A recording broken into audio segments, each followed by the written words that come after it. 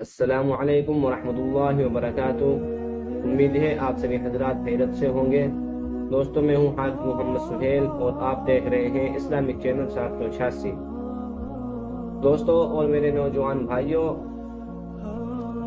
ہم سبھی کو معلوم ہے کہ اکثر نماز میں غلطیاں ہوتی رہتی ہیں، لیکن اگر ہم سے نماز میں کوئی غلطی ہو جاتی ہے تو کیا سجدہ سہو کرنے سے ہماری نماز ادا ہو جاتی ہے؟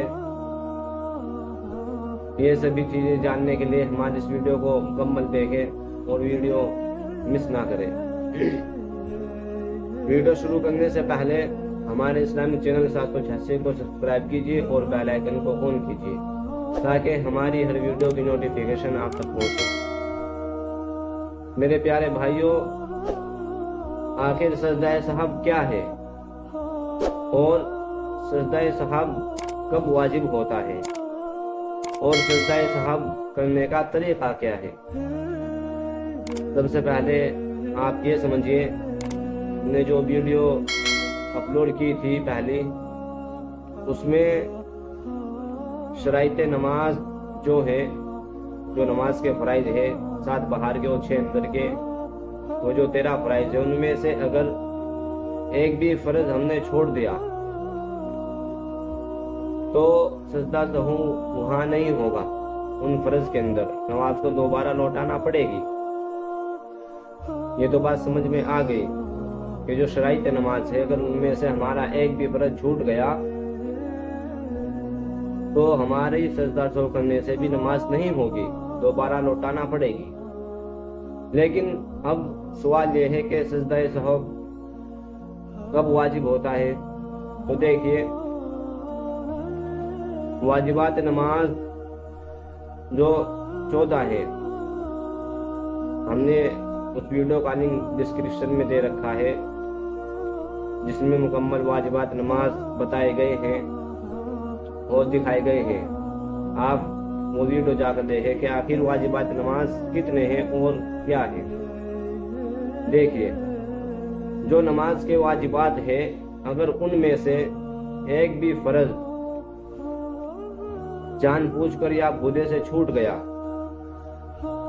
ایک بھی واجب، تو ہم پر سجدہ سہو واجب ہو گیا۔ ہمیں سجدہ سہو کرنا پڑے گا جب ہماری مکمل نماز ادا ہوگی۔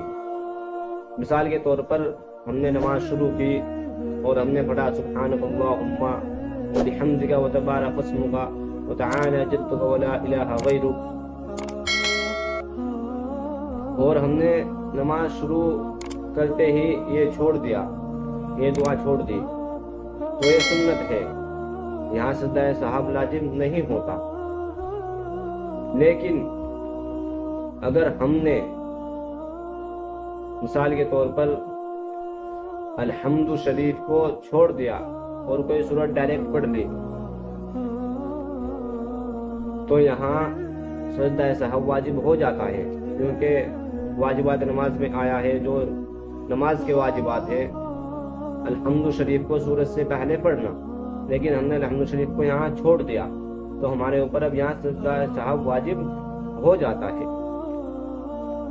مثال کے طور پر ہم ظہر کی 4 سنتیں پڑھ رہے ہیں، 2 سنتیں ہم نے مکمل ادا کر لی، تیسری رکعت میں یا چوتھی رکعت میں ہم کھڑے ہوئے اور الحمد شریف ہم نے مکمل پڑھ لی، اور اس کے بعد کوئی سورت ملانا بھول گئے،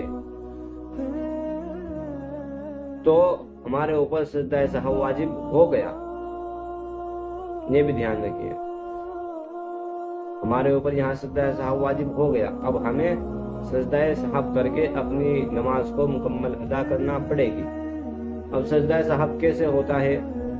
حدیثوں میں بہت سے طریقے ہیں، لیکن جو امام ابو حنیفہ کا طریقہ ہے، اگر ہم سے نماز میں کوئی واجب چھوٹ جاتا ہے تو نماز کی آخری رکعت میں تشہد مکمل کر کر، التحیات مکمل پڑھ کر، دائیں طرف سلام پھیر لے اور پھر 2 سجدے کرے، اور پھر جیسے مکمل نماز ادا کرتے ہیں ایسے اپنی نماز مکمل ادا کرے۔ یہ صحیح طریقہ ہے۔ بہت سے اور بھی طریقے ہیں، وہ بھی صحیح ہیں۔ امید ہے آپ سبھی حضرات سمجھ گئے ہوں گے۔ السلام علیکم ورحمۃ اللہ وبرکاتہ.